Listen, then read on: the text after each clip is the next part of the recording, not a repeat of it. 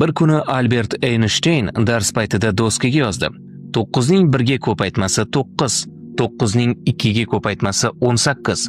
Shunday qilib, u 9 ning 10 ga ko'paytmasi 91 ga tengligiga qadar davom etdi. Einstein xato qilgani uchun sinfdagilar kulib yuborishdi. Axir 9 ning 10 ga ko'paytmasi 91 emas, balki 90 ekanligini hamma biladi-ku.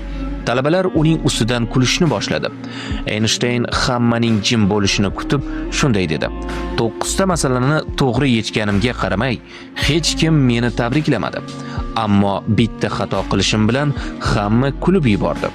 Bu shuni anglatadiki, inson qanchalik muvaffaqiyatli bo'lmasin, jamiyat uning eng kichik xatosini ham payqaydi. Shunday ekan, bugungi saboq shuki, xatolar bu jarayonning ajralmas qismi. Einstein aytganidek, hech qachon xato qilmaydigan yagona odam bu hech narsa qilmaydigan odamdir. Agar millionerlar klubiga obuna bo'lgan bo'lsangiz, tabriklayman. Siz har kuni 1% ga o'syapsiz.